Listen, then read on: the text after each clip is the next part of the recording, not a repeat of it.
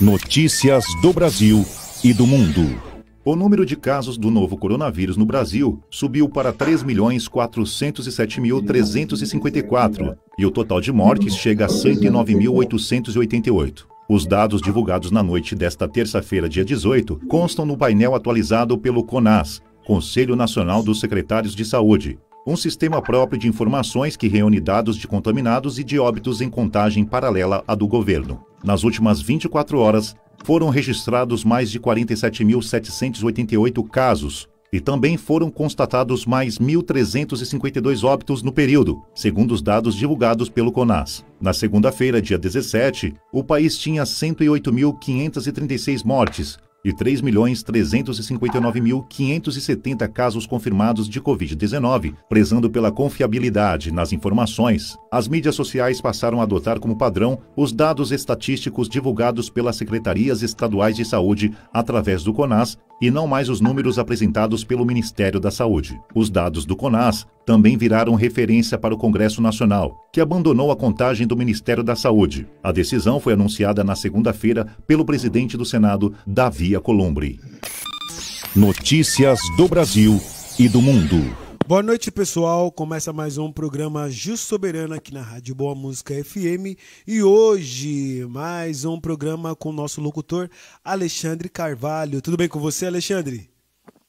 Muito boa noite, Bastos. Muito boa noite, nossos ouvintes aí do programa Justo Soberano. Uma honra estar aqui mais uma vez com todos vocês. E hoje teremos um programa mais do que especial. É uma honra ter aqui o nosso convidado de hoje, que gentilmente aceitou o nosso convite.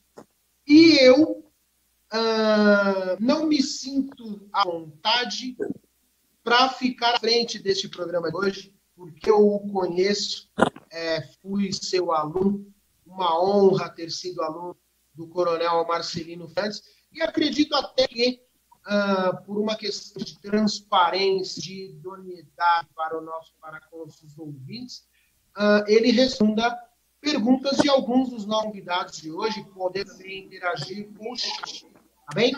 Eu quero passar aqui a palavra ao meu querido professor Paulo César Zarias, que hoje também, gentilmente, vai estar sendo nosso mediador, apresentando aqui os nossos convidados, interagindo também com o Coronel Marcelino. E eu passo a palavra para que apresente aí o Coronel com o seu devido currículo e objetivando o lançamento de sua pré-candidatura a vereador do município de São Paulo. Muito obrigado por todos vocês estarem conosco. Professor Paulo Cesarias, muito boa noite para o senhor, mestre de bacharelado, Direito Penal. Tome a palavra. Bom trabalho a todos vocês. Eu hoje sou um mero telespectador. Vou aprender um pouco mais. Muito obrigado, uma boa noite a todos, aos presentes, ao nosso ilustre professor, doutor Marcelino Fernandes, a presente advogada, doutora Andréia, ao senhor Tiago, Adelson, Adalto. Quero agradecer a presença de todos e a boa vontade de estar conosco para podermos crescer num debate muito salutar para a época, não é? A pré-candidatura do nosso professor Marcelino, ela está sendo alvejada pelo nosso olhar de maneira boa. Então, se prepare, professor Marcelino, porque nós iremos fazer com que o senhor dê respostas, ou pelo menos indique aquilo que tem em mente para a nossa população, não é? E isso é muito importante para nós, esse espaço da Rádio Boa Música. Eu agradeço a oportunidade.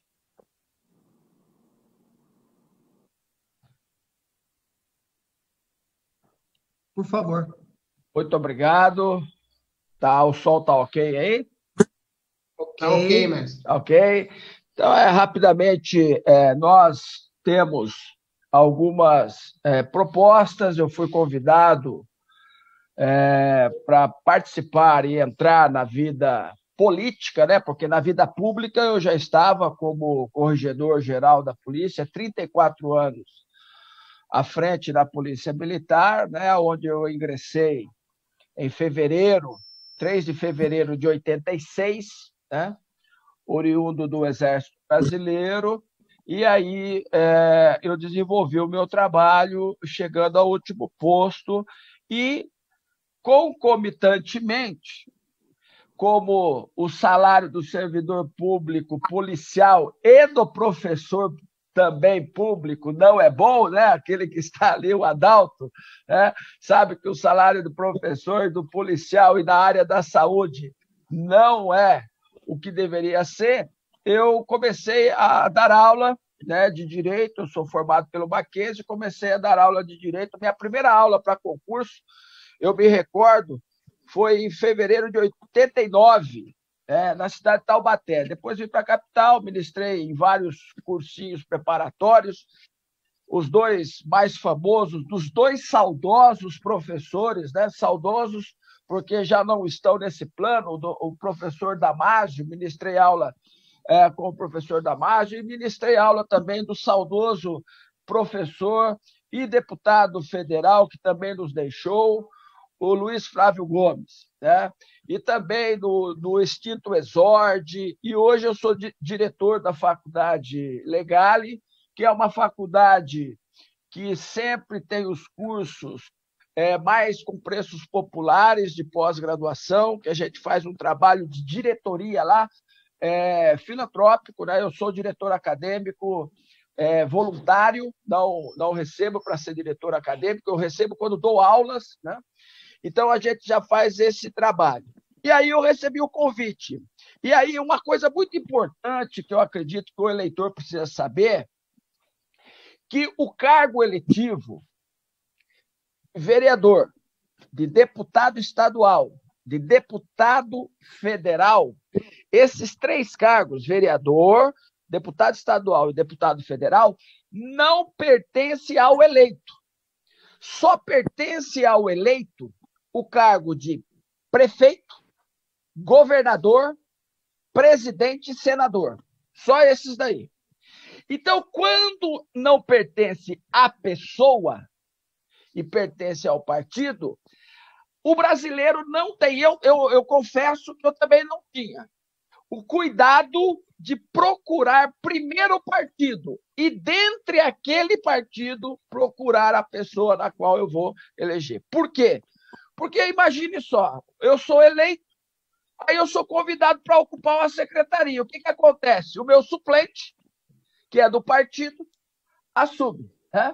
Então, a gente sabe disso. Diferente do suplente de governador, que ele já vai na legenda, né? Que é o vice. O suplente de senador, que já vai na legenda, o primeiro e o segundo, não é do partido, e sim da pessoa. Então, isso foi a primeira coisa. E aí, eu fui sondar os partidos, né? E não achei nenhum. Né? E aí você vai, obviamente, achando, e não tinha, as portas se fecharam, até que o deputado federal Vinícius de Carvalho, do Republicanos, falou: não, você publicou o Republicanos? Ó, eu li o estatuto e o manifesto do Republicanos, principalmente nas questões sociais, nas questões de diminuição, de desigualdade, de trabalhar pelo povo, eu me interessei. E aí acabei me filiando ao Republicano. Como proposta, eu tenho, óbvio, né? Eu comecei a estudar a cidade de São Paulo, até porque a gente estudava na área da segurança pública, a cidade de São Paulo, todos os bairros, as 32 subprefeituras ou prefeituras regionais, como alguns gostam de chamar, estudar, por exemplo, a quantidade de hospitais que tem na cidade de São Paulo, os municipais, são 16 hospitais municipais, sendo que um é do servidor público, aí vai para 17, e mais 12 pronto-socorros que o município tem. E se você fizer aí uma contagem pela população, é muito pouco. E aí, quando você vai na área dos PETs, Aí você toma um susto, né? Por que eu descobri isso, o doutor Alexandre, o doutor Alderso, aí o Adalto Lorenzini, o Tiago Lacerda? Eu descobri isso porque, como eu moro aqui na Zona Norte, 5 horas da manhã eu passei aqui na Ataliba Leonel, eu vi uma fila, e essa fila tinha algo diferente da fila do hospital, que era todo mundo que estava na fila tinha um gato, um cachorro no colo. Eu falei, o que é isso, né? Todo mundo lá naquela fila enorme, e é o hospital veterinário. Na cidade de São Paulo só tem um na Salim Farah Maluf, na Zona Leste, e um aqui na Zona Norte, né? E as pessoas sendo ali, né? Eu não vou dizer humilhadas, porque elas estavam com amor, né? Porque quem tem um gato, tem um cachorro e leva de madrugada, e aí eu descobri que as pessoas vão até a meia-noite, porque abre das 6 às 10 para pegar senha. Então, são vários problemas, mobilidade urbana, educação municipal, a estrutura de decidir sem estudar. Isso passa a ser até cultural. Eu vou te dar um exemplo rápido disso. No passado, eu pratiquei esporte, fiz triatlo, e eu gosto, e tenho amigos que pedalam ainda, o pessoal aí do Cavalaria, que é um grupo de ciclistas. Quando a gente vai estudar ciclofaixas, por exemplo, existem ciclofaixas que ninguém utiliza. E aonde deveria ter, não tem. Porque não foi feito estudo. Inclusive, ciclofaixas perigosas, que já teve óbito de pedestre, que é aquela ciclofaixa debaixo do Minhocão, onde um ciclista atropelou o idoso que saiu de trás da pilastra. Ou seja, sem estudo nenhum, quebrando o comércio local, porque quando eu ponho uma ciclofaixa que não tem ciclista passando, porque nós somos a favor da mobilidade urbana, da mobilidade limpa, da mobilidade ecológica. É lógico, eu não sou nenhum louco de falar que eu sou contra. Mas fazer um estudo para que possa exatamente ter essa harmonia entre as pessoas. E como nós estamos vivendo num momento de pandemia, esse momento de pandemia gerou vários problemas, várias situações que nós não estávamos acostumados a enfrentar, exceto uma, que é a corrupção. Essa a gente já enfrenta há muito tempo, com pessoas sendo presas, né? Aqui em São Paulo, no Rio, no Amazonas, em vários estados, por desvio de verba, por desvio de dinheiro público, que a gente vê um descaso total, respiradores que é comprado a 40 mil e a 100 e poucos mil, e detalhe, não entregam, né? Compram e não entregam. Então, a gente tem que enfrentar tudo isso, hospitais de campanha que são feitos e desmontados a preço de ouro, mas feitos de drywall. Então, a gente sabe que o grande enfrentamento é dinheiro público, é dinheiro meu, é dinheiro dos senhores, é dinheiro daquelas pessoas que nos assistem e nos ouvem. Então, isso precisa ser combatido. Não tem outra saída, é combater, é pôr pessoas na cadeia. Não existe outra saída aquele que faz a má gestão do dinheiro público. E eu ainda estou dizendo que é apenas má gestão, ainda não estou falando que o cara está pegando dinheiro para ele, é má gestão mesmo. Então, a gente acredita nisso, acredita que um trabalho honesto, que um trabalho de dedicação, que um trabalho que fiscalize, porque a função do vereador é uma das funções do vereador é fiscalizar o executivo. E nosso trabalho como pesquisa, como de melhorar a vida das pessoas, de mais equipamentos de cultura, de lazer nos bairros, para que evite o deslocamento para os grandes centros, fazer conexões de ônibus. Nós sabemos, eu acredito que todos aqui sabem, que uma das promessas que nós tivemos quando aqui foi eleito para ser a Copa do Mundo, e que pese a corrupção já mostrada naquela época para a escolha do Brasil como país sede da Copa do Mundo, uma das coisas que mais se falou, que a Copa do Mundo vai nos deixar um legado de infraestrutura. E a primeira coisa que se falou na cidade de São Paulo e no estado de São Paulo, falou em trem-bala, que é o trem rápido, falou em ter condução para os 2 grandes aeroportos aqui de São Paulo, que é o de Cumbica e o de Congonhas. E nós estamos há 6 anos depois da Copa, e a única coisa que chegou próximo ao aeroporto de Cumbica é o trem que você tem que descer e pegar o ônibus. Então, e isso é muito triste, de falta de zelo com as coisas públicas e principalmente com respeito ao cidadão, ao contribuinte, porque fica só na conversa, né? O chefe do executivo fica só conversando e o legislativo, a troco de cargos, não mexe com isso.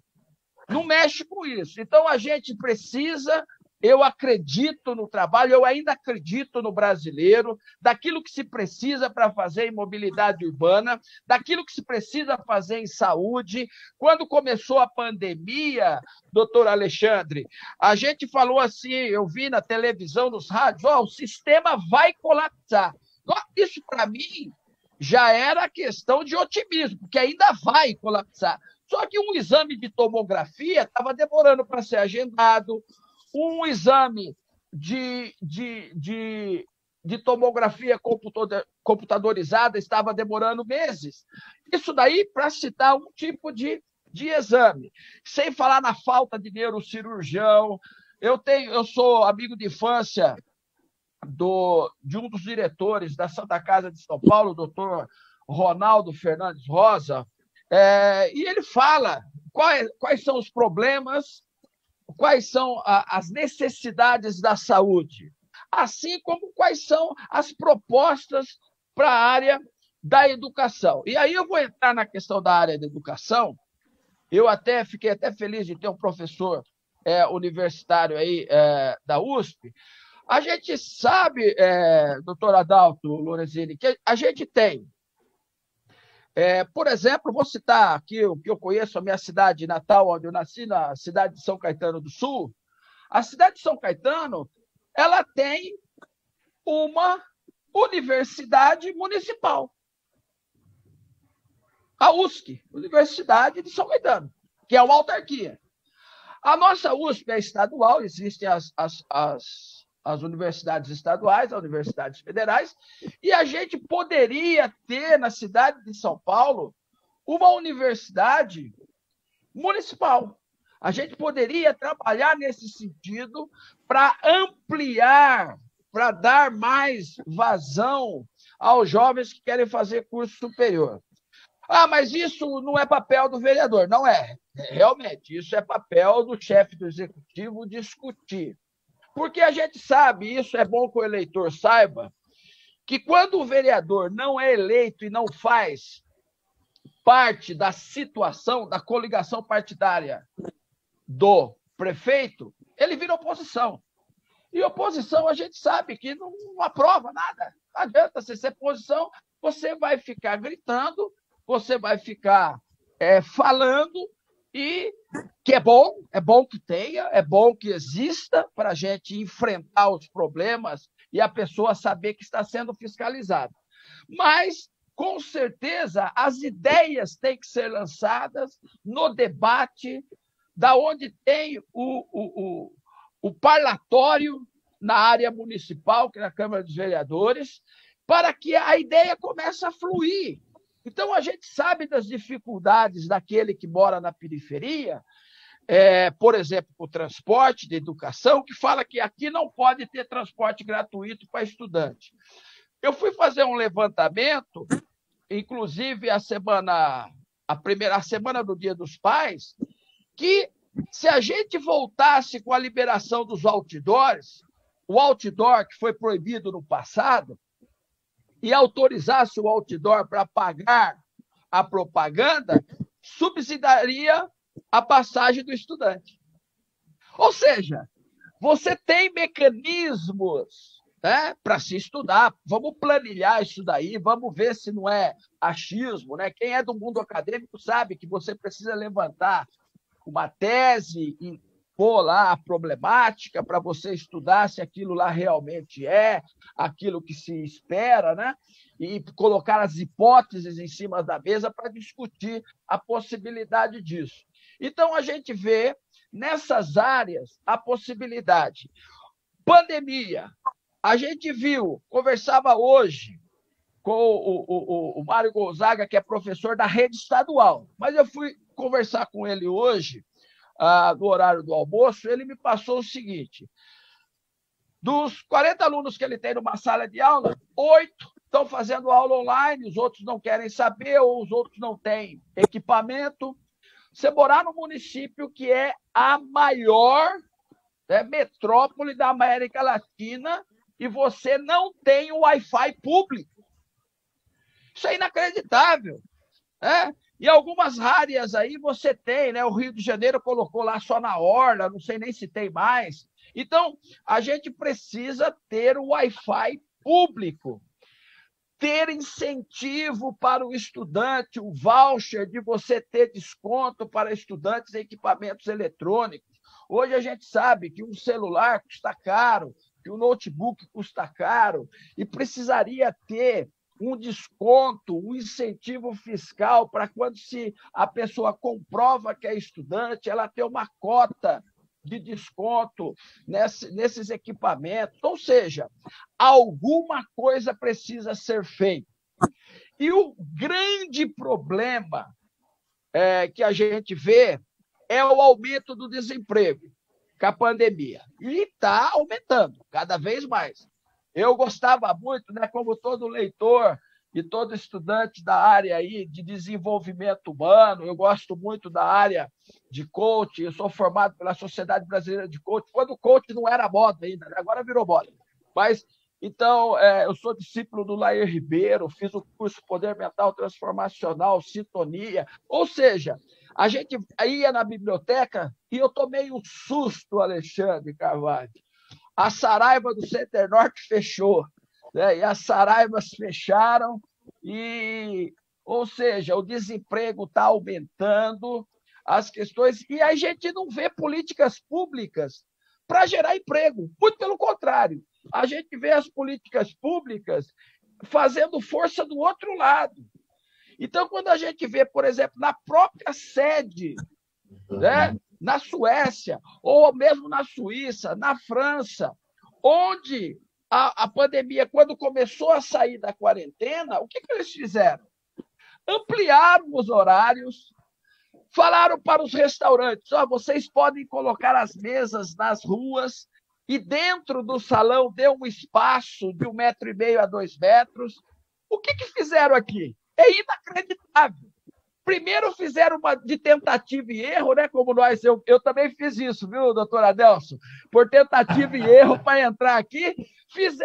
Fizeram por tentativa e erro, fizeram um rodízio, jogaram todo mundo dentro do ônibus, de a par de aí, uma loucura. Eu sei estudo um negócio grave desse. É a mesma coisa, eu falei, eu vou matar um pouquinho de gente aqui para ver se dá certo. O que é isso? Fizeram esse negócio, aí agora com a relação dos bares e restaurantes da cidade de São Paulo, fizeram uma loucura, diminuíram o horário e falaram assim, 10 horas você tem que fechar as portas. E eu fui ver em loco. Eu gosto muito do restaurante do Pescador aqui na Zona Norte, dos dois, inclusive. Se você chegar às 9h30 lá, você fala assim, infelizmente você não pode, porque o senhor vai fazer o pedido em 15 minutos. 15 minutos para eu te servir, você tem que sair 10 horas da noite. Então, o que acontece? Com licença, mestre. Sim. Pois não? Com licença.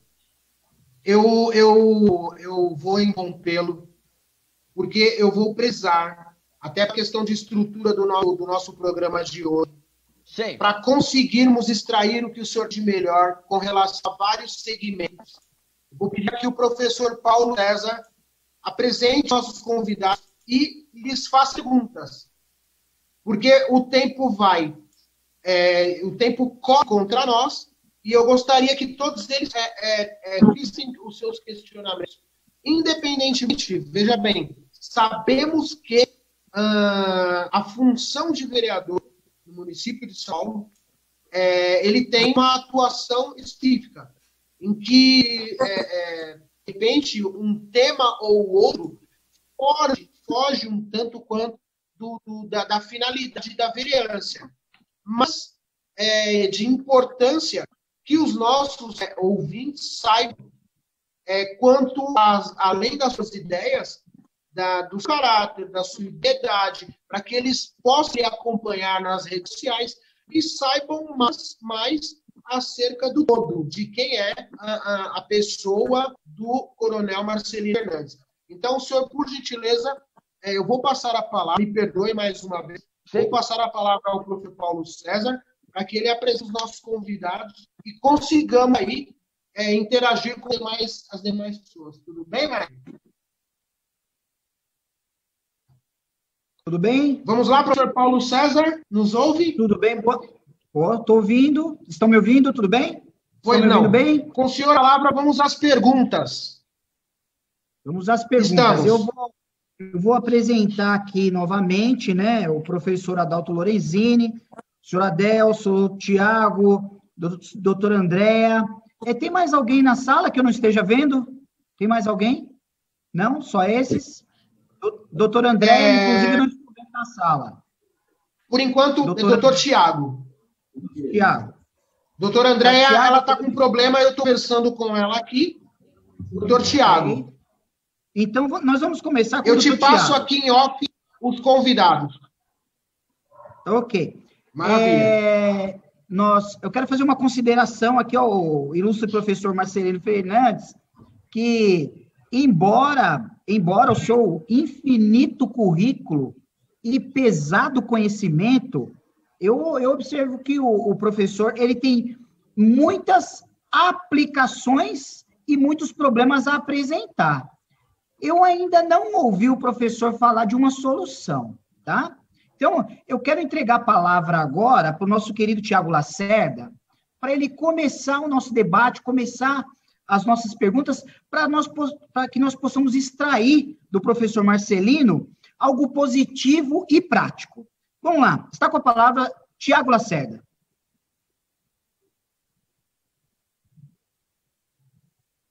Tiago Lacerda, me ouvindo? Ok? Tiago? Desconecta o... Tá ouvindo? Tiago? Eu achei que estava... Eu fiz o contrário, mas tudo bem. Boa noite, agora, Tiago, né? Tudo bem? Boa noite, amigos, tudo bem? Tudo bem, prazer ouvi-lo. E a palavra nosso. está contigo para a pergunta. O senhor tem 2 minutos para fazer uma pergunta. Tudo bem, irmão.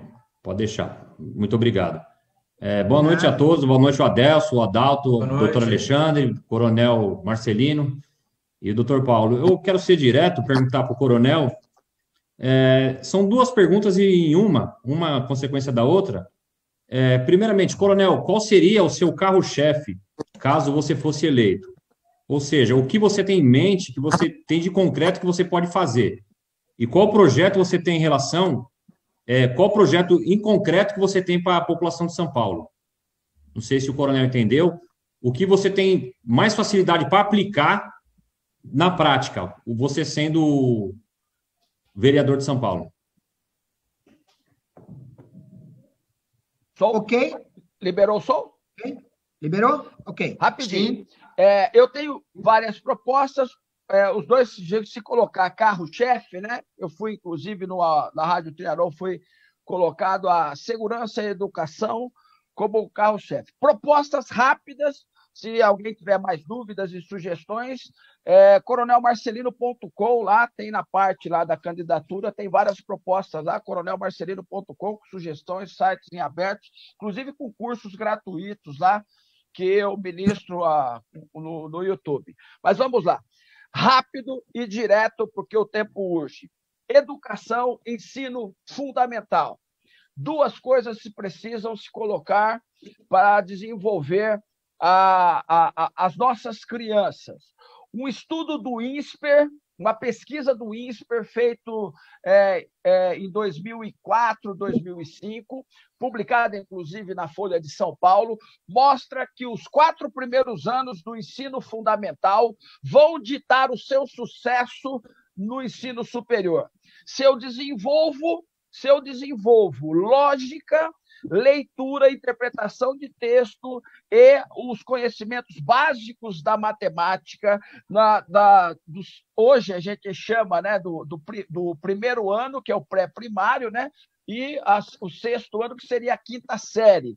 E essa idade, ela é uma idade essencial para desenvolver a mente das crianças para que ela tenha um aproveitamento do curso superior. Porque quando a gente olha a nossa estatística do PISA, quando a gente vê a intelectualidade dos nossos jovens comparado com os outros países, nós estamos ruins. Tem trabalhos maravilhosos no INSPER sobre isso, mostrando que eu preciso sim. E como é que eu faço? Como é que eu resolvo isso? Colocando raciocínio lógico da área filosófica para iniciar na filosofia. Eu faço parte de um grupo de professores de filosofia, tem condição de fazer a filosofia para a criança ter raciocínio e aquilo que os países desenvolvidos já colocam, inclusive o nosso irmão aqui na Argentina já faz isso, que é colocar o jogo de xadrez para as crianças desenvolver. Uma outra questão é a questão de ter Wi-Fi em toda a cidade de São Paulo. Isso é um projeto de lei. Isso é projeto de lei. O vereador pode apresentar isso. Pode apresentar isso. Então, o carro-chefe da educação, para começar, né, para ser rápido, tem mais coisas, mas para ser rápido isso, além do transporte, discutir com o executivo o financiamento privado do transporte gratuito para estudante. A outra área é a minha área de paixão, na qual eu tenho o meu doutorado em Ciências Policiais e Segurança de Ordem Pública, que é exatamente a nossa Guarda Municipal. A Guarda Municipal metropolitana aqui é a maior que nós temos no país em efetivo. Não se completa o efetivo. Se você visitar a base da Leopoldina lá, está largada, ou seja, investimento para que eles possam estar presentes, principalmente na periferia, fazendo aquilo que a gente chama de segurança primária, que é a segurança preventiva, para que não deixe ocorrer o delito, trabalhando exatamente em conjunto com outras forças policiais, já que a segurança pública é um sistema que está no 144 da Constituição, aonde todo mundo sabe de cor lá que a segurança pública é dever do Estado, direito e responsabilidade de todos.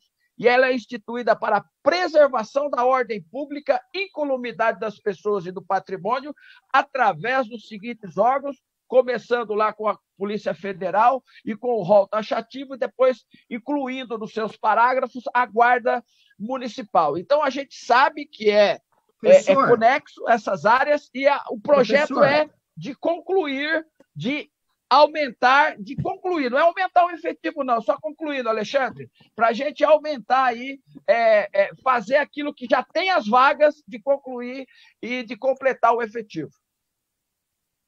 Obrigado, professor. Eu quero aqui fazer ponto que a resposta do professor ela deve demorar 4 minutos. A pergunta 2 minutos e a resposta 4 minutos. Muito feliz. Respondeu a pergunta para o Tiago. Satisfeito, Tiago? Depois tranquilo. Volta a fazer tranquilo. Mais alguma pergunta. Agora nós vamos entregar a palavra ao Adelso Veríssimo, que é da Skynet, e ele vai fazer suas considerações e fazer uma pergunta em 2 minutos para o professor. Vai lá, a palavra, Adelso. Tudo bem, gente? Boa noite a todos. Boa noite, coronel. Boa noite. Essa parte eu gosto. Eu já entendi aqui, professor, mestre e doutor em ciências policiais e segurança pública, a parte do coronel é a parte que eu mais gosto. eu trabalho recuperando moto e carro roubados em São Paulo. E conheço boa parte de toda a nossa cidade. Entendi perfeitamente tudo que o senhor colocou aí em relação a diversos pontos, mas falando em relação à minha área, que é essa minha área de fazer recuperação de veículos, segurança pública, que no meu caso é privada, esses 34 anos de serviço ativo como coronel e prestando todo esse serviço aí para a polícia, seja como corregedor ou seja diretamente na polícia, não como corregedor, pelo que eu entendi aqui, tudo que o Alexandre, as diretrizes que o Alexandre passou para a gente aqui, seu currículo realmente não é invejável, é espetacular. E por isso que me interessou eu fazer essas perguntas aqui. O que o senhor está levando de experiência dessa área da segurança pública? O que o senhor pretende utilizar de tudo que o senhor aprendeu, absolutamente tudo? O que o senhor quer levar para a política para que a nossa população se sinta mais tranquila em relação a essa parte de segurança pública? Essa é a minha pergunta. Bom, a minha vida, né, eu fui guindado à corregedoria a servir lá como tenente já, porque eu prendi policiais que estavam trabalhando comigo em flagrante. E de lá eu fui para a corregedoria. E a minha carreira foi exatamente, se você acompanhou aí, uma quadrilha na Zona Sul, que envolvia policiais. Então, aquilo que eu levo é o valor e a ética. Em qualquer área, eu só entro se tiver a ética e os valores que eu carrego comigo, que é a honestidade, o trabalho e a eficiência no serviço. E a eficiência é dar o meu melhor, é o compromisso de fazer o meu melhor, de entrar na bola, dividindo a bola, de efetivamente somando com aqueles que querem uma cidade melhor. E é lógico, a área da segurança, você aprende, nós aprendemos tudo, inclusive o sistema PROERD, que é uma prevenção primária, que é feito nas escolas para afastar as crianças da droga, e ampliar isso nas escolas municipais, junto com a Guarda Civil Metropolitana. Porque hoje a Polícia Militar faz o PROERD. Se você conhece esse trabalho, dos policiais vão às escolas para dar palestras sobre o uso de drogas, etc. E levar a Guarda Municipal também para fazer isso. Eu estou de olho no tempo aqui, viu? Fica tranquilo, Paulo César. E aí, agora eu acionei o cronômetro aqui. Então, na verdade, a gente tem efetivamente muito a contribuir, né? No processo legislativo, e aí você fala também da questão da minha experiência de vida, eu acompanhei a feitura do Estatuto da Cidade, que é pouco aplicado na cidade de São Paulo, que é a Lei 10.257, de 2001. Né? Então, a gente sabe da necessidade da moradia que falta. Sabe aquele prédio que desabou na cidade de São Paulo, que morreu gente? Tem mais de 100 iguais àquele. E ninguém está falando nada, até a hora que cai outro. Né? Então, a gente tem propostas, né? Eu tenho muitas propostas nesse sentido, mas o que eu levo respondendo para finalizar é o trabalho, a ética, os valores e, obviamente, nos dois carros-chefes aí, que é a segurança e a educação. Quero aqui interpelá-lo e corroborar aí da sua fala, meu mestre. E quero dizer que entrou, sim, indicado a esta corregedoria da Polícia Militar, da corporação em que nesse país é a maior referência, e entrou para trabalhar. Porque, historicamente, durante seus 3 anos à frente da corregedoria, nunca se fez a faxina. Tenho lhe acompanhado. Nunca se expulsou tantos policiais em que cometeram aí crimes ou até alguns problemas administrativos. Nunca se expulsou tanto durante os seus 3 anos à frente da corregedoria. E é bom lembrar que coronéis também foram presos e também expulsos. Então é o meu orgulho ter sido o seu aluno. Professor Paulo, retome a palavra. O programa é seu, mestre. Estou gostando do debate, o debate está ficando bom, né? Eu vou fazer um adendo aqui, só para esticar, né? Sobre a ProERD nas escolas, né? A ProERD nas escolas, elas funcionam no horário comercial para as crianças, para orientá-los, não é? É uma pena que a ProERD ela não consiga fazer um trabalho fora dos portões das escolas, não é? Porque o trabalho da ProERD é um trabalho simplório perto da nossa necessidade, né? É um trabalho bonito? Claro que é um trabalho bonito, nós admiramos a ProERD, meu filho teve aula na ProERD, porém, são lições que elas não passam dos muros das escolas. Então, nós não podemos ser hipócritas e achar que um pequeno projeto vai tirar a criança da escola, quando, na verdade, na periferia, os traficantes, aquelas pessoas que estão no crime, que estão à volta, fora da escola, na verdade, aparecem como os grandes heróis. E as crianças, muitas vezes, buscam aquilo como referência. Por quê? Porque existe a ausência estatal, inclusive da segurança pública municipal, que o professor Fernandes vai atuar, e espero que ganhe para poder atuar, mas que seja de forma não simplória, mas que seja um enfrentamento real da nossa realidade, como é o enfrentamento desses prédios que o professor falou agora há pouco. Vamos lá, vamos entregar a palavra para o nosso querido Adalto Lorenzini Pessoa, professor de Química da Poli-USP, e nós esperamos de você, professor, uma grande pergunta, hein? Vamos lá. Boa noite aí para todo mundo. Eu queria aproveitar, eu estava aqui escutando a fala do coronel, e teve 2 pontos aí bastante importantes para mim, né, sobre o que ele falou, e vou usar isso daí para basear minha pergunta.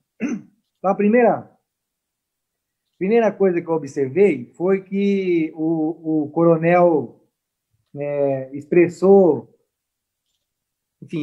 algum apreço por prender pessoas, né? Que o pessoal estava falando de corrupção, essas coisas, como se a solução fosse prender pessoas, e depois no trabalho da corregedoria, eu senti um orgulho bastante de ter expulsado alguns policiais que cometeram crimes, né? E aí, aproveitando também esse adendo aí do ProERD, eu queria falar sobre as drogas mesmo, né? E eu queria perguntar para o coronel o que ele pensa sobre esse combate às drogas e como é que o município poderia entrar, nesse projeto, né? Então, o ProERD é interessante porque leva informação para as crianças, mas eu, como professor, já presenciei alguns trabalhos de prevenção às drogas e eu percebo que essa prevenção ela é muito baseada no medo. Então, as pessoas tentam amedrontar as crianças em relação às drogas, ao invés de informar aquilo que realmente acontece, quais são os efeitos, quais são, enfim, né? Informação saudável e não informação de amedrontamento. Então, eu queria saber o seguinte, com a experiência policial que o senhor tem, coronel, não seria mais interessante a gente começar a discutir a descriminalização já existe da droga, mas a legalização, pelo menos, né, de uma droga de baixo impacto neurológico, que é a maconha, não seria interessante a gente discutir alguns pontos da cidade onde fosse possível fazer o uso recreativo para que a gente tenha um pouco mais de segurança em relação à população e o trabalho da polícia prendendo usuários, quer dizer, só lotando cadeias com pessoas de baixa periculosidade. E também eu queria saber sobre o trabalho de combate às drogas do que vem antes da distribuição. Porque eu vejo a polícia muito atuante na distribuição das drogas e não na produção. Obviamente não é aqui no Brasil, mas existem alguns pontos, mas na produção e no repasse. Quer dizer, até chegar na periferia, passou por muito lugar, né? Então, o que o senhor, como vereador, agora eu vou fechar, o que o senhor, como vereador, utilizando aí os aparatos do município, o que poderia ser feito para aliviar a polícia desse combate às drogas, que só faz morrer policial também, não ajuda em nada. Esse combate às drogas faz tempo que se mostra ineficiente, né? Então, o que o município poderia, como o município poderia contribuir para que o usuário tivesse um pouco mais de proteção e que o combate às drogas não fosse simplesmente ficar prendendo pessoas com um pouquinho de droga, e sim entrar um pouco mais nos níveis mais altos da hierarquia do tráfico de drogas. Vamos lá.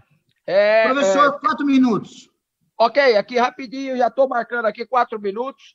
Às vezes falta realmente informação. Eu acabei de abrir aqui só para saber aqui, só até dia 21 de julho, quando fechou essa estatística, foram apreendidos, sim, 124 toneladas de drogas, inclusive em refinarias, só no estado de São Paulo. E junto com armas apreendidas com os traficantes, 4.343 mil armas. E na área lá do Adelson, 20.170 veículos recuperados. E na área que você acabou tecendo a crítica, 70.625 pessoas presas, mas em todos os outros delitos, inclusive com as drogas. Só de menores apreendidos em flagrante, 5.834. E por aí vai. Eu só quero dizer, Adalto, a questão de drogas lícitas, assim como existe o álcool, né? Assim como existe o tabaco, de você entrar na questão de uma liberação de droga, não vai caber ao município, né? O município não tem essa competência para isso.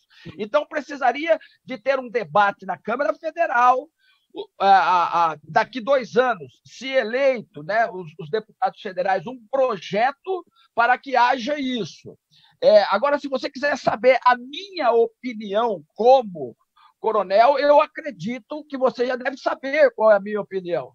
Eu sou radicalmente contra o uso, até porque eu tenho uma outra fé, eu tenho uma religião que me deixa muito à vontade para falar que muitas vezes, né, não é a questão do cara lá usar o beckzinho dele lá, do entretenimento, inclusive dentro da casa dele, que vai ocasionar isso. É como você mesmo levantou, é a cadeia dessa produção que traz. Porque o traficante ele não vende só a maconha, ele vende as outras drogas. Eu dou um exemplo, só para finalizar dentro dos meus 4 minutos aqui, aquilo que aconteceu em Paraisópolis, quando os policiais foram agir lá e morreram 9 jovens, né, alguns menores, e daqueles que faleceram, todos tinham 2 tipos de droga no corpo, uma legal e a outra ilegal. Todos tinham álcool, todos, sem exceção. E aqueles que tinham menos, tinha o uso do lança-perfume, da maconha, da cocaína, do loló, que é uma mistura de benzina, e também do êxtase e também da pedra de crack. Ou seja, a porta de entrada, ela sempre vai acabar levando isso.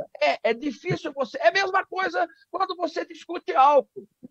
O álcool, tem pessoas que bebem e tem pessoas que se embriagam. Então, como é que você faz essa medida? né? Mas a culpa dos ilícitos, eu vou te dar um exemplo que está na mídia aí, acabando o meu tempo aqui. O que está na mídia? O que está na mídia? O estupro da menina de 10 anos de idade. Todos aqui que estão me ouvindo sabiam que esse indivíduo foi preso por tráfico. Ele pegou 7 anos. E que lá dentro da cadeia, lá dentro, por corrupção, dentro da cela onde ele estava, foi achado drogas e armas.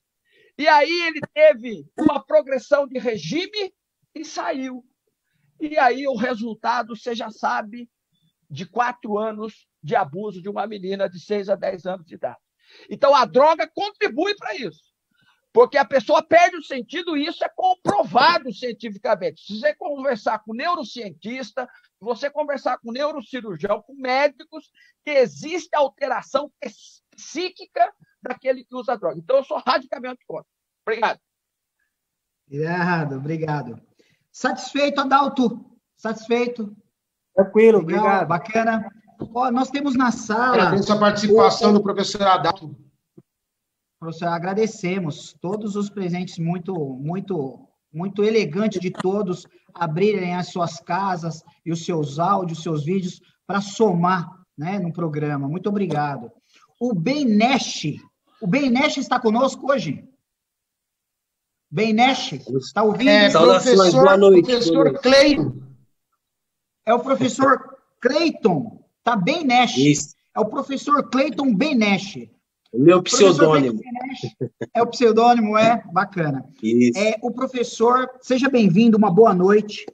E o professor tem 2 minutos para formular uma pergunta para o nosso querido professor Fernandes. Bom, saudações a todos, é um prazer estar aqui diante de pessoas de calibre tão forte. É um prazer conhecer o coronel. E a minha pergunta, eu sou professor há pouco tempo, né? Eu fiz tudo tarde na vida. Comecei a estudar tarde, fiz um curso de história, aí vi que era bom, fiz pedagogia, vi que era bom, agora estou terminando um mestrado na PUC em História da Ciência. Então, assim, graças a Deus eu tive essa concepção na minha vida, mas eu vou fazer uma pergunta baseada nas aulas que eu tive, baseado nas aulas que eu apliquei na escola. Eu percebo, vou contextualizar, um jovem de 15 anos é apreendido por tráfico de drogas na zona leste de São Paulo, ou uma menina, ele completa 18 anos, é preso por tráfico de drogas ou por outro tipo de violência. Esse é o contexto. Pergunta. No primeiro ano que eu comecei a dar aula, eu fiz essa pergunta para mim. Eu falei, por quê? E aí a pergunta para o senhor, a opinião do senhor, né? Com relação à educação, em paralelo com a violência, a criminalidade, o que o senhor acha da implementação de conhecimentos em história do direito, em Código Penal, um pouquinho de Constituição, nos parâmetros curriculares nacionais, no Estado, na Prefeitura? Eu pesquei essa bola muito rápido, porque eu pensei comigo, se eu sou um jovem, estou no colégio, e começo ali a ter um pouquinho de noção de direito, noção dos meus deveres, o que eu não posso fazer para ser preso, como deve ser uma abordagem policial, eu tenho certeza que esse lado da educação vai fazer forte em mim, vamos dizer assim, na maioria das pessoas, isso vai me evitar com que eu me leve ao erro, me leve a cometer algum crime. E aí eu queria saber, hipoteticamente, a opinião do senhor, por que esse tipo de não se fala disso na mídia, e a opinião do senhor aí como coronel, né, que o senhor já conhece bastante aí os crimes e todo o processo policial. Obrigado. Vamos lá. Benesh, qual a sua idade, só para eu fazer uma referência aqui? Estou com 44. 44. Então, você é de 76, é isso? Isso. 7,5. Então, você deve ter pego aí um momento do ensino de educação moral e cívica que foi confundido por muito tempo foi confundido com questões de militarismo, não tem nada a ver. O patriotismo e civismo Não pode ser confundido com militarismo. Militarismo é uma coisa, patriotismo e civismo é outra. Direitos e deveres é outra coisa. Eu sou de uma época que no ensino fundamental tinha a educação moral e cívica, no ensino médio tinha OSPB, né? Organização Social dos Problemas, né? Brasileiros, e tinha aí o estudo, o EPB na faculdade. Na faculdade também tinha, o EPB, que era o estudo dos problemas brasileiros. Então, o que acontece? Você foi com a agulha certinho no ponto nevrálgico ali. A educação de levar o conhecimento do certo e do errado com civismo, com patriotismo, com ordem, no ensino fundamental. Volta àquela tecla que, como eu falei do estudo do INSPER, isso vale para todas as coisas. E é lógico, você valorizar a família. Hoje, a gente sabe que a gente não tem mais chefe de família, a gente tem chefes de família. Então, a criança precisa ter um apoio, o Estado tem que se fazer presente na educação. Ladies and gentlemen, performing live in my bedroom. Abordado pela polícia. Como é que eu devo ser efetivamente? Eu devo respeitar o Estado, porque não é o soldado Benesch, é o Estado que está ali. Eu respeito o Estado para que, se caso ele me desrespeitar, eu vou para cima do Estado. A responsabilidade civil é estatal. Então, a gente sabe disso e eu concordo plenamente. Quanto mais incentivo você tiver aí para as questões de levar as nossas crianças, principalmente da periferia, que falta, né? Falta equipamento de cultura, falta equipamento de lazer, a gente sabe disso. Se eu tiver nas minhas mãos possibilidade de chegar no executivo e levar projetos nesse sentido, não tenha dúvida que nós vamos, e eu já vou te procurar aí, você como pedagogo, para a gente formar efetivamente pensamentos, porque o debate, o vereador, ele é do povo. Todos nós, podemos visitar um vereador e falar, olha, eu quero falar com o senhor. Ele é obrigado a atendê-lo. O vereador é obrigado a atender o cidadão. É o cidadão que paga o salário dele.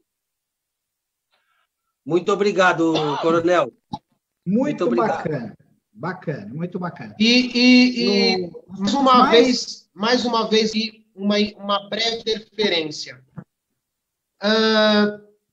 Eu era recém-chegado à faculdade Legale, iniciando lá as atividades lá de graduação no curso de penal, processo penal, e eu me coloquei interessado em conhecer a corregedoria, porque não é segredo ninguém, o meu pai, a minha família toda é da casa, são policiais militares, o meu foi policial militar, e o coronel, que não tem obrigação qualquer, generosamente abriu as portas da corregedoria, me atendeu, eu tomei um café e tinha uma foto com ele, está nas minhas redes sociais. Então, mais um motivo para que eu não apresentasse e não fizesse perguntas a uma pessoa que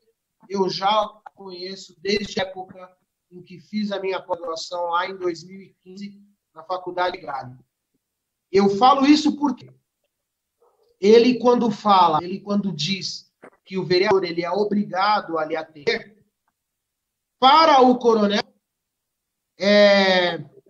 age com muita naturalidade em abrir as portas para que as pessoas lá do seu convívio ou não possa dar uma palavra com ele.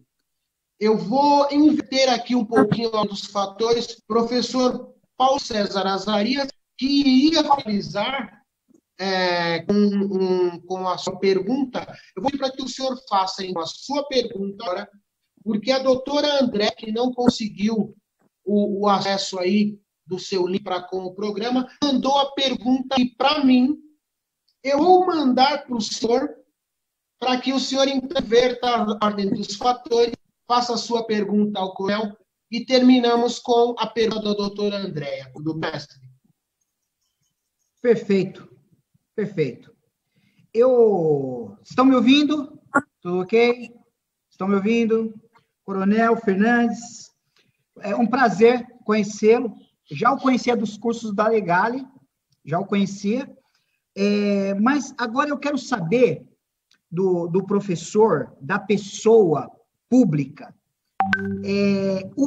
qual seria a intenção ou a solução ou a proposta a ser apresentado por Vossa Senhoria em ganhando, em sendo vitorioso, para nós minimizarmos o problema da Cracolândia. Olá. Ok? Excelente pergunta. Isso daí tinha que ser um programa só para a Cracolândia. Mas vamos lá, 4 minutinhos valendo. Vamos lá. O que é a Cracolândia? A Cracolândia, ela tem pessoas vitimadas, pessoas usuárias, moradores recrutados e traficantes. Então, nós temos lá 4 tipos de pessoas. Né? Então, aquilo que a gente aprende, que até tem questão bíblica falando sobre isso, separar aquilo que é o joio do trigo, pessoas que querem ser recuperadas, que não querem. Ali é muito mais um problema de saúde e de segurança. Porém, o Estado tem que se fazer presente. Olha, quantas pessoas tem na Cracolândia? Tem 1.000, então eu preciso pôr 1.000 policiais lá, eu preciso fazer uma presença estatal para evitar o quê? O tráfico. Então, quando se faz operações, e aí a força estatal, né, que precisa fazer, porque você precisa pedir mandado de busca naqueles becos, às vezes tem residências ali, então você tem que fazer, são 3 frentes ali, viu, Paulo César? 3 frentes. A primeira é de segurança pública, presença, prender traficantes, não tem por onde. A segunda é da Secretaria de Saúde, aqueles que querem ter tratamento. E parece que já existe, né? Vamos ser honestos de falar daquilo que já vem sendo feito, das pessoas que querem. E a outra questão são aquelas pessoas que vão para lá porque não tem para onde ir. E isso aumentou demais. Então, aí entra um terceiro setor. Então, vamos lá, só para não esquecer aqui, ó. Segurança, saúde, o terceiro setor é assistência social. Essa assistência social, eu vou te dar um exemplo, não existe albergue familiar na cidade de São Paulo. O albergue ou ele é masculino ou ele é feminino. O albergue familiar existia na década de 70. E, por que precisa ter o albergue familiar? Porque com a questão do desemprego, muitas famílias estão sendo colocadas na rua. É uma realidade. É triste isso. É triste isso. Então, o que acontece? A solução para isso é eu ter um albergue familiar e acolher as pessoas que são não só os usuários, mas os moradores da rua que acabam se entregando para o crack ou até sendo ameaçados pelos traficantes, para fazer aquela aglomeração de pessoas ali. Então, a presença do Estado tem que ser junto com a Secretaria da Saúde e junto com a assistência social. É a única coisa que se dá para fazer ali. Porque as outras coisas precisam de legislação federal. Por exemplo, a internação compulsória. Se você mudar a legislação para isso, aí você pode fazer. Caso contrário, é para diminuir. Você usou a palavra certa, para diminuir o problema. Porque acabar, dificilmente com a nossa legislação, não acaba. Não acaba. Muito obrigado, professor. Professor Alexandre, está na sala. Eu vou agora fazer a pergunta. Eu vou fazer a pergunta que a doutora Andréa iria fazer ao professor Fernandes.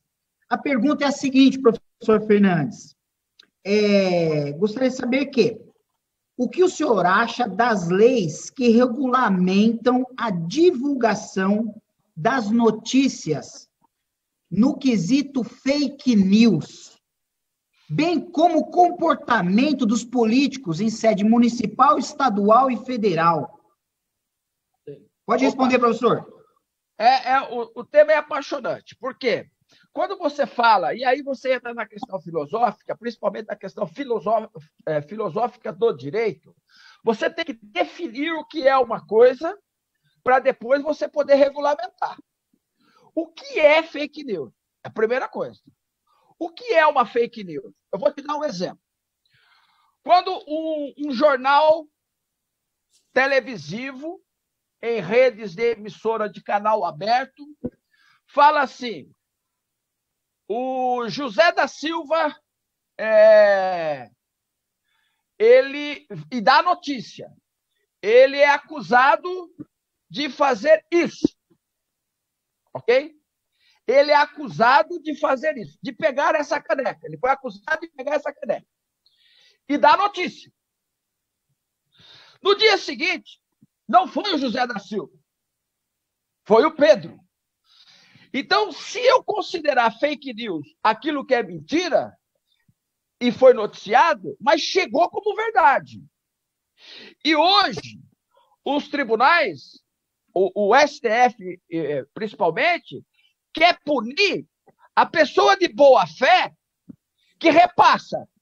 Então, tem que punir as emissoras de televisão quando o cara é absolvido por uma negativa de autoria. Porque se ele foi absolvido de uma negativa de autoria, ele não é aquilo que a emissora falou. Então, a definição de fake news tem que ficar muito clara para não se cometer injustiça. Porque quando eu falo em determinado pessoa, e aí entra a questão, uma frase que eu vi, inclusive, no jornalismo, a fulanização da justiça.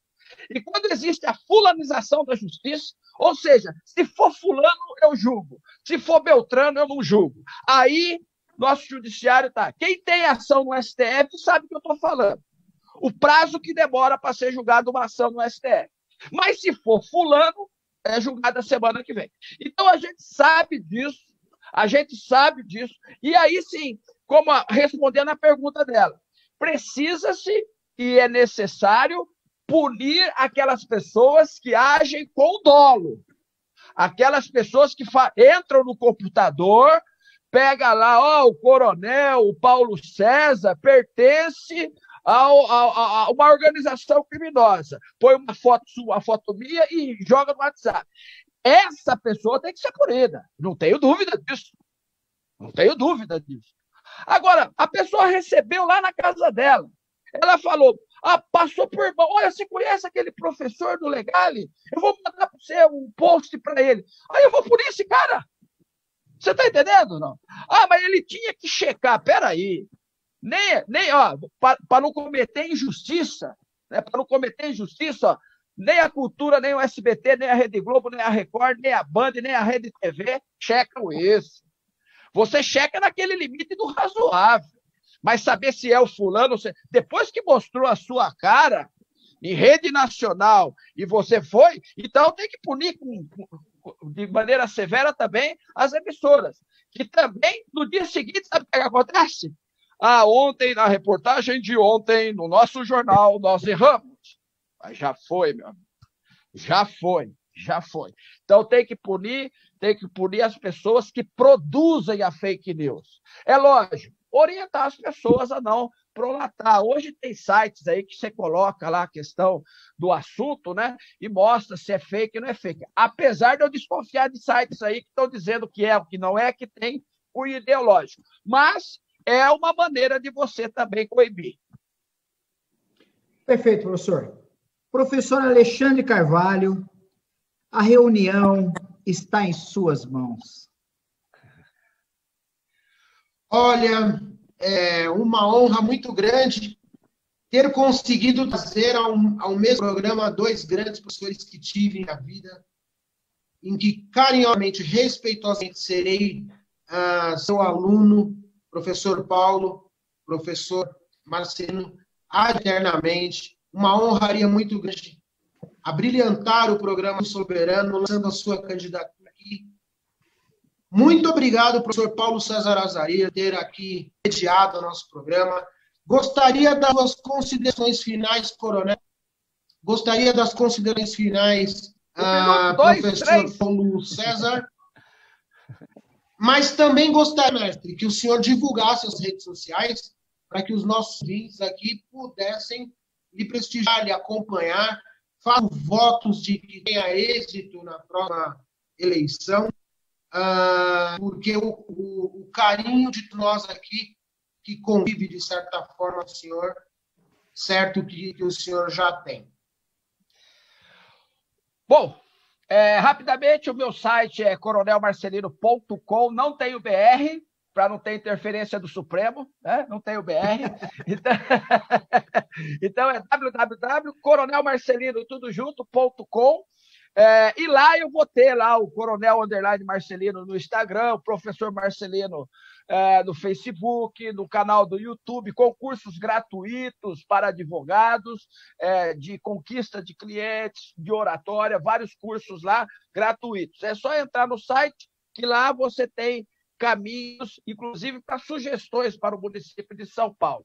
Eu gostaria de terminar a minha fala sempre com uma metáfora, né? Eu gosto de terminar a minha fala de existia na antiga Grécia um homem muito sábio, e ele tinha resposta para todas as perguntas. E dois jovens falaram assim: vamos pegar aquele sábio? Vamos pegar ele. A gente vai pegar um filhote de passarinho que já sabe voar, e a gente vai pegar esse filhote de passarinho, vai levar na mão assim para ele e vai falar assim: sábio, trago aqui um passarinho. A minha pergunta para você é se ele está vivo ou se ele está morto.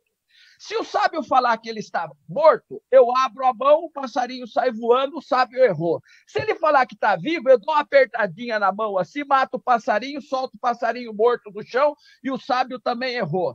E aqueles dois jovens foram lá pegar aquele sábio com essa coisa para falar que ele não sabia todas as respostas. E quando eles fizeram a pergunta para aquele sábio abaixou, abaixou para ele assim, e olharam aqueles dois jovens, aquele jovem com a mão fechada, e aquele sábio deu a seguinte resposta: a resposta para a sua pergunta, se o passarinho está vivo ou se está morto, a resposta está em suas mãos. E eu falo isso para o eleitor. A sua cidade está boa, ela está viva, ela está morta? A resposta sempre estará nas suas mãos. Na hora do voto, escolhendo o partido, escolhendo o seu representante, a cidade está em suas mãos, eleitor. Muito obrigado pelo convite, Alexandre Carvalho. Muito obrigado aos participantes e que efetivamente tenhamos, saiamos dessa pandemia melhores do que entramos nelas. Saúde a todos os seus familiares. Eu declaro saúde a todos vocês que estão nos ouvindo aqui. Muito obrigado. Força e honra. Força e honra, meu mestre. Saúde e prosperidade para o senhor. Sucesso. Precisando de Espanha, sinta-se em casa, que aqui o senhor já sabe. Que o senhor manda, o senhor não pede. Professor Paulo César Azaray, suas considerações, e rapidamente eu passar aqui a palavra, ou se preferir, aos nossos contatos para o encerramento, o senhor finaliza. Me senti honrado, boa noite novamente, me senti muito honrado em participar desse programa, juntamente com o doutor Alexandre de Carvalho. Olha, eu sou Carvalho também, e eu acho que eu sou seu parente. Eu só não tenho a posição aí, professor. Porque eu tenho uma estima... Nós temos um... por sua pessoa. Nós temos um quê, né? Eu quero agradecer, eu sou fã do professor... Como não? Eu sou fã do professor Marcelino Fernandes, porque eu também já fiz curso no Legale, né? Eu já também fiz curso e na época ele não ministrou, foi aula virtual, e um dos melhores professores que eu já tive também. Parabéns.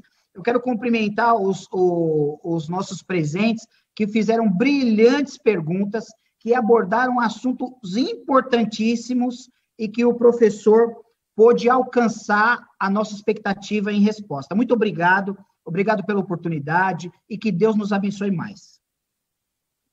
Amém. Faça desta sua casa, já sabe também, né, meu filho? Quero aqui agradecer ao Cleiton, que volta aí futuramente no último programa para falarmos sobre uma pauta. Obrigado pela participação de um grande amigo e visão. Doutor Tiago Lacerda, grande amigo, muito obrigado pela sua participação. Doutora Andréia Servia, infelizmente caiu a sua conexão, mandou aqui a sua pergunta. Obrigado por contribuir no nosso programa. Meu grande amigo Adelson Veríssimo, proprietário da Skynet Rastreadores e Bloqueadores de Veículos, um grande irmão também que a vida me deu. Muito obrigado pela participação. E é isso. Espero que todos os nossos ouvintes tenham gostado. Também quero agradecer, desculpa, não posso esquecer, a Adalto, o Adalto Longzini, professor de Química lá da Poli USP. Muito obrigado pela sua participação. Agradecendo a Deus por mais um programa de altíssimo nível. E quem brilha aqui são os senhores. Adelson, pode falar, meu amigo. Tem meu voto, coronel.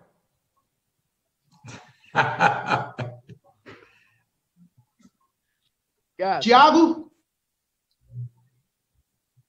Só tenho a agradecer, só, irmão. Agradeço mais uma vez a participação e estamos juntos. Assim que precisar, pode convidar a gente que a gente participe.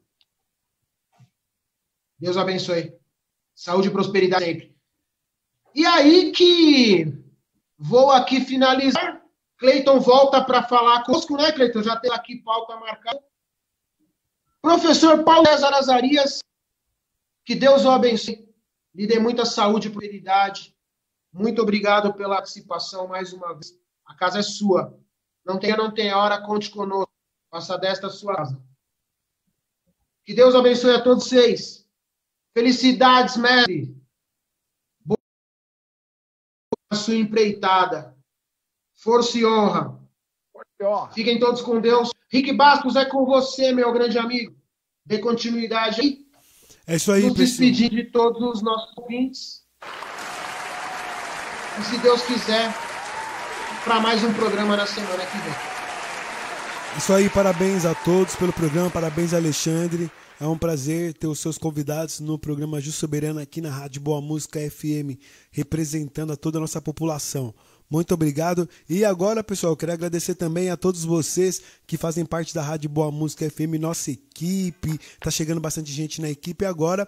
E agora vamos de Jornal Notícia com Daniel Bitelo, que conseguiu se recuperar, graças a Deus, do Covid. Está com a gente de novo e vai entrar agora ao vivo. Alexandre, muito obrigado mais uma vez. Eu que agradeço, meu amigo. Forte abraço aí, fim de semana. Rádio Boa Música FM, tamo juntos. Até. Fiquem com Deus. Tchau. Ei, você aí. Eu sei que você não resiste a uma boa notícia, né? Uma notícia dada com credibilidade e pontualidade. Por isso o seu rádio está sintonizado aqui na melhor estação. Porque nesta hora é hora do Jornal É Notícia. No ar, as principais notícias do Brasil e do mundo. Se é notícia, é Jornal É Notícia. Apresentação Léo Nunes. Direção e produção Diego Ferrari. No ar, Jornal É Notícia. Bom dia, eu sou Léo Nunes. Hoje é quarta-feira, dia 19 de agosto. Está entrando no ar o Jornal É Notícia. A apresentação Léo Nunes. Edição e direção Diego Ferrari. Você está ouvindo Jornal É Notícia.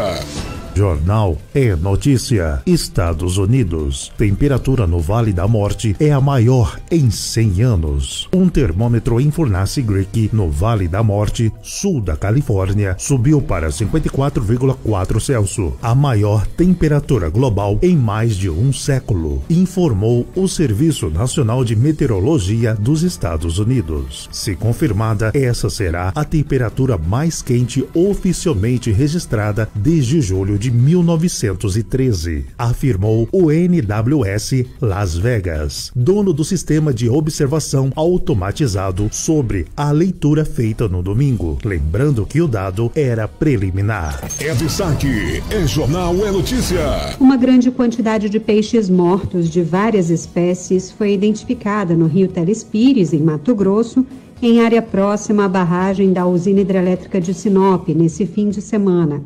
A SEMA, Secretaria de Meio Ambiente do Estado, enviou nesta segunda-feira uma equipe multidisciplinar para investigar as causas e apurar as responsabilidades do ocorrido.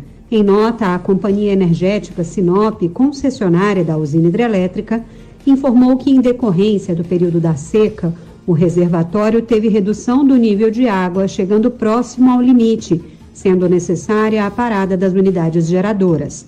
Segundo a empresa, essa alteração pode mudar momentaneamente o ambiente aquático e gerar impacto aos peixes.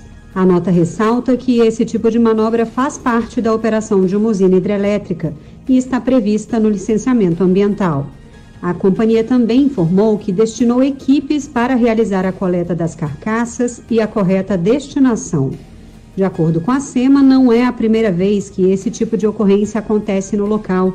Segundo a pasta, a Companhia Energética de Sinop já foi multada em mais de 62 milhões de reais nos últimos 18 meses. A Secretaria de Meio Ambiente considera a situação inadmissível e reitera que a mortandade de peixes não está prevista no licenciamento ambiental da usina, uma vez que o instrumento visa minimizar possíveis impactos ambientais. Além das multas aplicadas, o empreendimento também foi notificado a instalar um sistema de repulsão dos peixes e a realizar correções na bacia de dissipação ainda este ano. Da Rádio Nacional em Brasília, Ariane Póvoa. Você está ouvindo o Jornal é Notícia.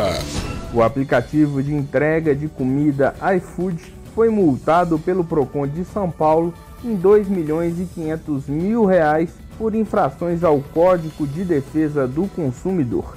O órgão alega má prestação de serviços e cláusulas abusivas, entre outras ilegalidades.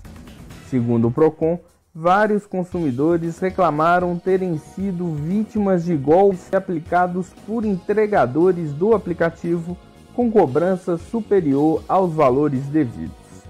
Para o órgão de defesa do consumidor, o iFood deve responder pelos atos dos entregadores, mesmo eles não sendo empregados formais da empresa.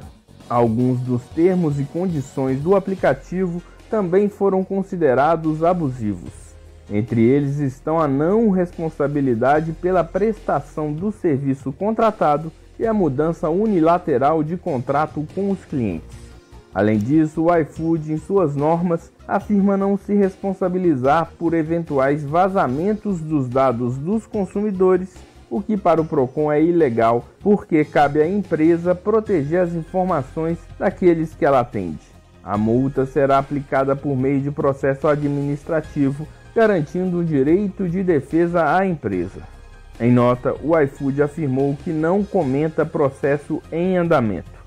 Sobre as práticas fraudulentas de cobrança, a empresa diz que ela afeta tanto os consumidores como o aplicativo e que realiza ressarcimento mesmo por fraudes em sistemas de pagamentos que não são da empresa e orienta o consumidor a não aceitar cobrança adicional para as entregas. Da Rádio Nacional em Brasília, Gésio Passo. Se é notícia, tá no Jornal é Notícia. O plano de privatização e reforma administrativa do governo de São Paulo é alvo de críticas. O projeto enviado na semana passada para a Assembleia Legislativa de São Paulo propõe a extinção de 10 empresas públicas, fundações e institutos de pesquisa, privatiza parques públicos e unidades de conservação e limita a autonomia financeira das universidades públicas do Estado e do principal fundo de incentivo à pesquisa, o AFAPESP. O projeto impacta várias áreas como transporte público, saúde, educação e meio ambiente. Apesar de abrangente, ele não chegou a ser debatido e foi apresentado pelo governo em meio à pandemia do coronavírus. Mas, segundo o vice-governador Rodrigo Garcia, foram justamente os gastos públicos com a pandemia que obrigaram o governo a apresentar o projeto. Ele é necessário porque a pandemia trouxe uma queda de atividade econômica que gera uma queda de receita para o Estado e, consequentemente, uma dificuldade do Estado cumprir as suas obrigações mínimas, né? Nós identificamos órgãos, empresas, autarquias, fundações que, no nosso ponto de vista, não precisam existir para que a política pública seja executada, né? Na justificativa, o governo fala em um déficit de 10 bilhões de reais para 2021. Mas, em tempo de pandemia, uma das instituições que o governo quer extinguir é justamente a superintendência responsável por combater endemias, como dengue e febre amarela, a SUSEM. Para Antenor José, funcionário da autarquia, a decisão é contraditória.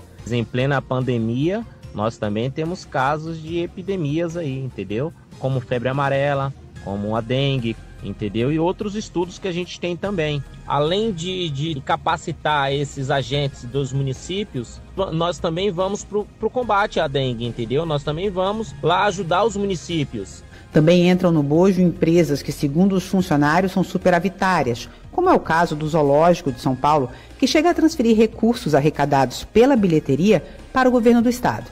E a MTU, a empresa metropolitana de transporte urbano, responsável pela gestão do transporte público entre as cidades das principais regiões metropolitanas do estado, como explicou Felipe Bugarim, funcionário da empresa. A MTU ela é uma empresa que ela não dá custo para o Estado. Ela é uma empresa independente. Os salários, tudo que é pago para os funcionários vem através de recurso próprio, com serviço de fiscalização, que os operadores de transporte têm que pagar algumas taxas. O projeto também extingue a CDHU, a Companhia de Desenvolvimento Habitacional e Urbano, e o ITESP, o Instituto da Terra, que cuida dos processos de reforma fundiária do Estado.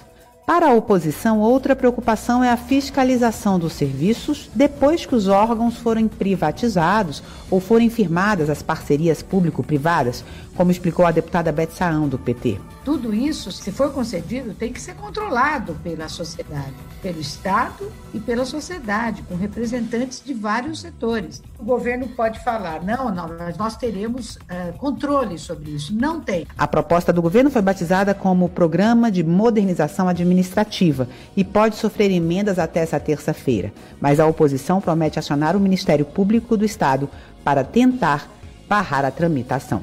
Da Rádio Nacional em São Paulo, Eliane Gonçalves. É destaque, é jornal, é notícia. Hoje é mais um dia decisivo nessa Champions League, atípica, mas sensacional. Novo desafio para Neymar na sua jornada para ser campeão europeu, se colocar entre os melhores e, quem sabe, ganhar o título oficial da FIFA como o número 1 do mundo. A chance não poderia ser melhor, pela boa fase de Neymar e pela inegável superioridade individual do PSG, tanto na vitória sobre o Atalanta, como agora na partida de hoje contra o Leipzig. Mas as armadilhas existem e o Leipzig é um obstáculo respeitável, um time muito bem comandado por Julian Nagelsmann, um dos melhores representantes da moderna escola alemã, que tem no técnico do Bayern, Hans-Dieter Flick, sua atual estrela. Mas o PSG tem boa vantagem com a qualidade individual de Neymar e Mbappé e a possibilidade da utilização de Di Maria. Só precisa muito cuidado para segurar os contra-ataques alemães e ainda mais desfalcado o goleiro Navas e não repetir o erro tático do Manchester City de Guardiola, surpreendido pelo valente Lyon. Mais um jogão em Lisboa. Para a Rádio Nacional, Márcio Guedes. Você está ouvindo Jornal é Notícia. A economia brasileira continuou em trajetória de queda no segundo trimestre deste ano, na comparação com o trimestre anterior. A queda foi de 8,7%, a maior já registrada no país desde 1980, como aponta o monitor do PIB de junho, divulgado nesta terça-feira pela Fundação Getúlio Vargas. No entanto, na análise mensal, o indicador aponta crescimento de 4,2% em junho, na comparação com maio. Os dados do monitor do PIB, que é a soma de todos os bens e serviços produzidos no país, mostram que a deterioração da atividade econômica no segundo trimestre de 2020 foi influenciada por fortes quedas na indústria e nos serviços e por praticamente todos os componentes da demanda, à exceção da exportação. De acordo com a Fundação, apesar da economia brasileira ter sido diretamente atingida pela pandemia de Covid-19 a partir de março, a maior retração observada contra o período imediatamente anterior foi em abril. Nos meses de maio e junho, a economia voltou a crescer, embora as taxas interanuais ainda mostrem retrações muito fortes. O indicador aponta que o consumo das famílias caiu 11,6% no segundo trimestre em comparação com o mesmo trimestre do ano anterior. O consumo de serviços também apresentou retração em diversos segmentos, embora as reduções no consumo de alojamento e alimentação e de saúde privada tenham sido as maiores contribuições para a queda desse tipo de consumo. O coordenador do monitor do PIB, Cláudio Considera, avalia que a recuperação da economia brasileira ainda vai demorar, apesar da melhora dos resultados de maio e junho comparados com o ano passado. Da Rádio Nacional no Rio de Janeiro, Cristiane Ribeiro. Você está ouvindo Jornal é Notícia. Jornal é Notícia. Saúde. Banco de Leite do Rio registra aumento de 33% de doação em 2020. O aumento do novo coronavírus, o Banco de Leite do Hospital Universitário Antônio Prado, da Universidade Federal Fluminense, registrou no primeiro semestre deste ano um aumento de 33% na quantidade de leite humano coletado e a expansão de 15,5% no número de doadoras, em comparação ao mesmo período do ano passado. No acumulado dos primeiros 6 meses de 2020, a média foi de 40 doadoras de leite humano por mês, totalizando o estoque de 220,9 litros recebidos. Desses, 35,1 litros foram distribuídos para 43 receptores. Você está ouvindo o Jornal é Notícia. Você ouviu o primeiro bloco do Jornal é Notícia. Fique ligado, Jornal é Notícia, volta já.